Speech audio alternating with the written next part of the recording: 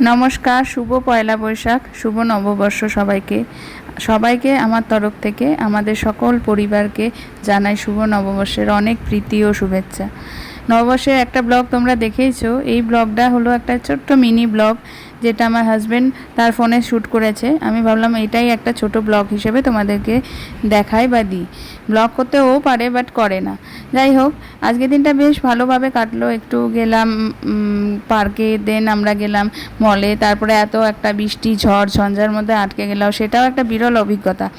বাচ্চাগুলো ছিল সাথে, তারাও একটা এক্সপিরিয়েন্স হলো যে ঝড় জলে আটকে গেলে কিভাবে বাড়ি ফিরতে হয়, অসুবিধায় পড়তে পারি, বা বাবা বাইরে কাজে গেলে কিভাবে অসুবিধা করে বাড়ি ফিরে আসে। তো এই দেখো পার্কে আমরা ঢুকে পড়েছি। পার্কে ঢোকার সময়ই আস্তে আস্তে এই ঝড় বৃষ্টির একটা আভাস আমরা পাচ্ছিলাম, কিন্তু মামাম প্রচণ্ড বায়না করেছিল যে আজকে আমি পার্কে যাবই, আজকে পার্কে নিয়ে চলো। দেন পার্ক বন্ধ হওয়ার আগ মুহূর্তেই আমরা গেছিলাম পার্কে। তো এত ঝড় বৃষ্টি আসবে ভাবতে পারিনি, ভেবেছিলাম প্রত্যেক দিনের মতন আজকেও হয়তো মেঘটা কেটে যাবে, বাট হঠাৎ করে ঝড় উঠলো, সাথে বৃষ্টিও একটু পরেই নেমে গেল। তো এত ভালো লাগছিল হাওয়াটা, তখন কি বলবো। পার্কে একটা এত গাছগাছালির মধ্যে হাওয়া, আমরা সবাই মিলে এভাবে দুলছি, বাচ্চারাও মজা পাচ্ছে। মামাম তো খুবই খুশি হয়েছে, বাট ছিলাম খুবই অল্প সময়। ওই অল্প সময়ের মধ্যে যে ও এতটা খুশি আনন্দ হবে ভাবতে পারিনি। দেন আমরা চলে এলাম অ্যাক্রোপলিস মলে।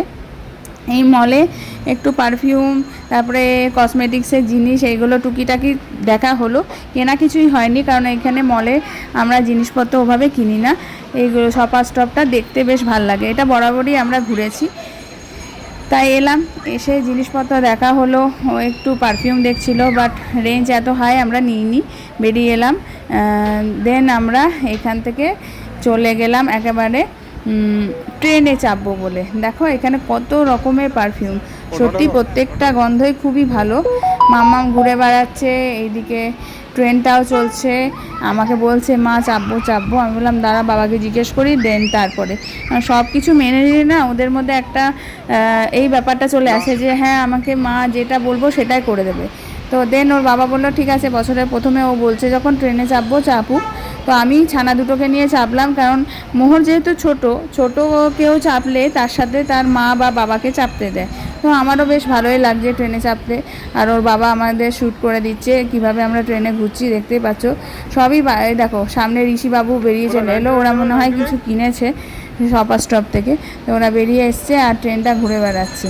এইগুলো আগে সবসময় একটু ব্যাক সাইডে থাকতো, বাট এখন দেখি সমস্ত মলে প্রথমেই খেলা, তারপরে এই সমস্ত ট্রেন গাড়িগুলো রাখে যেন বাচ্চাদের দৃষ্টি আকর্ষণ করে। আর উপরের সিলিংটাও এত ভালো করেছে, পুরো মলটাই খুব সুন্দর, নতুন করেছে, বেশি দিন ওপেন হয়নি এটা। আমরা অনেক আগে থেকেই কসমসে খুব বসতাম, যেতাম, ঘুরতাম, চলে আসতাম, বাট অ্যাক্রোপলিসটা একদম কাছে আর খুব রিসেন্ট খুলেছে। তো এই দেখো ট্রেনে ঘুরছি, খুব মজা হচ্ছিল। আমার আবার ছোটদের সাথে এই ব্যাপারগুলো এনজয় করতে বরাবর খুব ভালো লাগে। এবার এরা চলে গেছে সুপার 99 বলে একটা শপে। এটাই আমি ঠিক জানতাম না, বাট আমাকে দিব্যেন্দু আর মল্লিকা নিয়ে গেল, বললো চলো ওইখানে বেশ সুন্দর সুন্দর জিনিস কমের মধ্যে পাওয়া যায়। বাট গিয়ে তো দেখছি খেলনার জিনিস এরা নেবে বলে বায়না করছে। আমি তো বুঝতেই পারছি না কি কিনবো, কারণ মোহর এই বেবি শার্কটা কিনবে বলছে। এ তো প্রচুর দাম খেলনাগুলো। আমি ওদেরকে বুঝিয়ে সুঝিয়ে তারপরে দু রকম খেলনা কিনেছি। কি খেলনা কিনেছি সেটা হয়তো আগের ব্লগে দেখেছো বা দেখতে পাবে। দেখো ও আনন্দের শেষ নেই, বেবি শার্ক ডুডু ডুডু দেখতে পেয়ে এই গানটা শুনে তো ওই জন্য মজা পেয়েছে, তাই ওটা নেবে বলে ঘুরে বেড়াচ্ছে। বাট এটা কিনিনি, ভীষণই দাম বেশি। দেন আমরা এই দিক থেকে কয়েকটা ওদেরই ওয়েফার টাইপের বিস্কুট, যেগুলো 4টে নিলে বেশ সস্তা পড়ছিল, তাই আমরা 2 প্যাকেট নিলাম, আর দিব্যেন্দুরা 2 প্যাকেট নিল। আর এইখান থেকে ওই দুখানা দুজনের খেলনা, আর এদিকে আমাদের ঋষিমশাইয়ের জন্য ওরা একটা খেলনা নিল। এই তো বাইরে গেলে বাচ্চারা বায়না করলে ওদের জিনিসই নেওয়া হয়। আর এগুলো মামা খুব ডলটা বায়না করছিল, দেখলাম যে ডল হিসেবে প্রচণ্ডই দামটা বেশি চাইছে, তাই বললাম না পরে। বাট আমার এরকম ডল ছিল।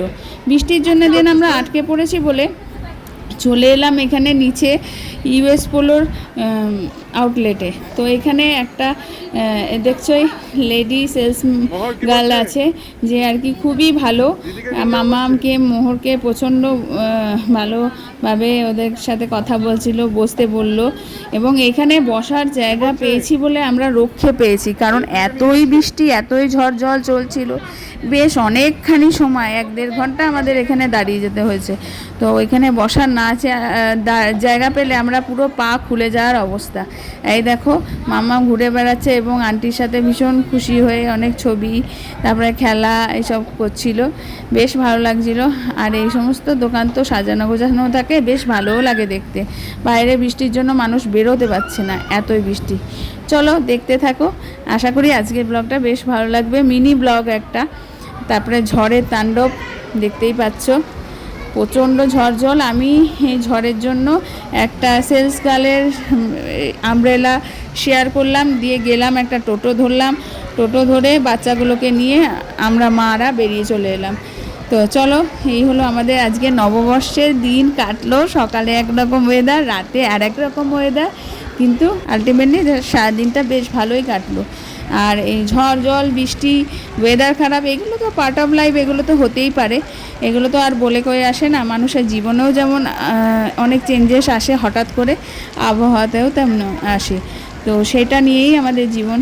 চলো দেখতে থাকো, বেশ ভালো লাগলো আজকের দিনটা, তাই তোমাদের সামনে এই ছোট ব্লগটা আলাদা করে শেয়ার করলাম। চলো আসছি আবার কালকে একটা ভালো সুন্দর ব্লগ নিয়ে।